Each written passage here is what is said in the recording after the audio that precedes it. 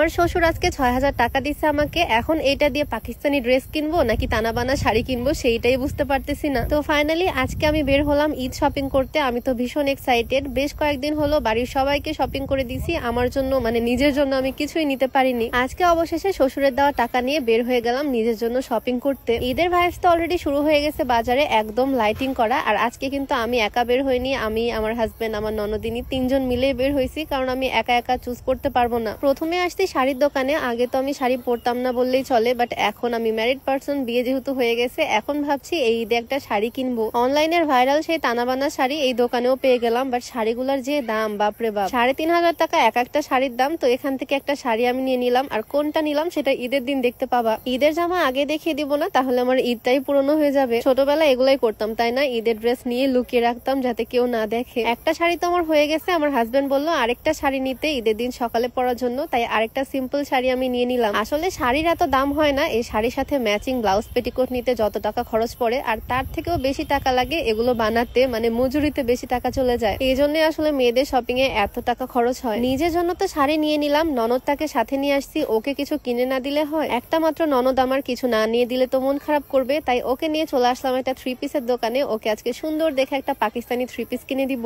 এদিকে আমরা মেয়েরা শপিং করতেছি আর আমার হাজবেন্ডের অবস্থা একদম অসহায়। মেয়েদের অবস্থা এরকমই, একটা জিনিস কিনতে আসলে আমরা 10টা জিনিস দেখি, আর এইসব দেখে আমার হাজবেন্ড বেচারা বোর হচ্ছে। আমার ননদের আবার জিনিস পছন্দ করতে প্রচুর টাইম লাগে, অনেকগুলো থ্রি পিসও দেখছে, বাট ওর কোনোটাই পছন্দ হচ্ছে না, একটার পর একটা জাস্ট দেখতেছে। অনেক খোঁজাখুঁজি বাছাবাছির পর এই কালারের থ্রি পিসটা ওর পছন্দ হয়েছে। এইরকম কালারের আরো কয়েকটা দেখালো। প্রায় 1.5 ঘন্টা ধরে আমরা শুধু থ্রি পিসই পছন্দ করছি ওর জন্য। আজকে আমার ননদকে আরো অনেক কিছুই কিনে দিব। তার আগে তোমাদেরকে একটু দেখিয়ে দিই, তোমরা যারা লম্বা হতে চাও, উচ্চতা বাড়াতে চাও, তোমরা চাইলে এই হাইটেক্স ফর্মুলা প্রোডাক্টটা ট্রাই করতে পারো।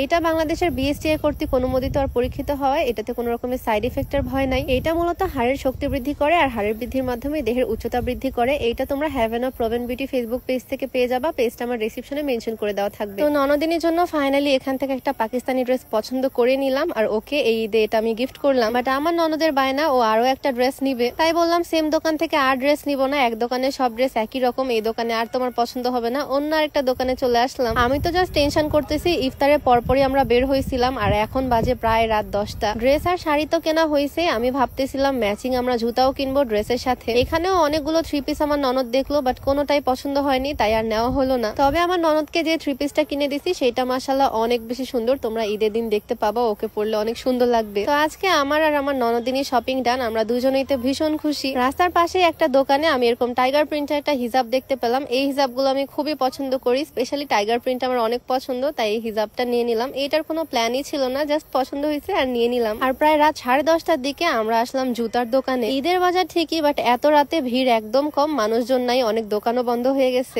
আমরা এখান থেকে দুইজনের জন্য 2টা জুতা পছন্দ করে নিলাম। আমার শাড়ির সাথে কোনটা মানাবে সেইটাই খুঁজে খুঁজে দেখতেছি। আমার জুতাটা এতই গর্জিয়াস হয়েছে, মনে হচ্ছে ড্রেসের থেকে আমার জুতাই বেশি ফোকাস করবে ঈদের দিন। আমি আমার ড্রেসের সাথে ম্যাচিং এক জোড়া জুতা নিলাম, আর আমার ননদিনীও তার ড্রেসের সাথে ম্যাচিং এক জোড়া জুতা নিয়ে নিল। ফাইনালি দুইজনের জুতা কেনাও ডান। সব কেনাকাটা করতে করতে আমাদের অনেকটাই রাত হয়ে গেছে। আর আজকে আমি যে সুন্দর বোরকাটা পরে বের হয়েছি, এইটা নেওয়া সূচনাস ওয়্যারহাউস ফেসবুক পেজ থেকে। তাদের পেজ তো তোমরা অনেকেই চিনো, আর তাদের পেজের সবচেয়ে কমফোর্টেবল বোরখা আমার মনে হয়েছে এইটাই। এত আরাম, এই ফেব্রিক্সটা একদমই অন্যরকম, রেগুলার ওয়্যারের জন্য একদম পারফেক্ট, খুবই সফট একটা ফেব্রিক। হাতাতেও প্রচুর কাপড় ইউজ করা হয়েছে আর ঘেরও অনেক। এই সুন্দর বোরকাটা তোমরা সূচনাস ওয়্যারহাউস ফেসবুক পেজ থেকে পেয়ে যাবা। পেজটা আমার ডেসক্রিপশনে মেনশন করে দেওয়া থাকবে। কাছ থেকে দেখলে হয়তো বুঝতে পারবা ফেব্রিক্সটা কিন্তু একদমই অন্যরকম, খুবই সফট আর আরামদায়ক। তো যাই হোক, আলহামদুলিল্লাহ ফাইনালি আমার ঈদ শপিং ডান। ঈদের সব কেনাকাটা আমি কমপ্লিট করে ফেলছি আর আমার ননদিনীকেও কিনে দিলাম। ইফতারের পর বের হয়েছিলাম আর এখন বাজে রাত 11টা। এতক্ষণ ধরে আমরা শপিং করলাম, বাট দুঃখের বিষয় আজকে আমার হাজবেন্ডের জন্য কিছুই নেওয়া হয়নি। ওর মুখ তো একদম চুনি লেগে গেছে, মানে ওর মনটা খুবই খারাপ, ও একদম টায়ার্ড। যাই হোক, বাসায় গিয়ে এখন আমরা সবাই রেস্ট করবো। তো আজকের ভিডিওটা এখানেই শেষ করছি। সবাই ভালো থাকো, দেখা হয়ে যাবে নতুন কোনো ভিডিওতে। সবাইকে আল্লাহ হাফিজ।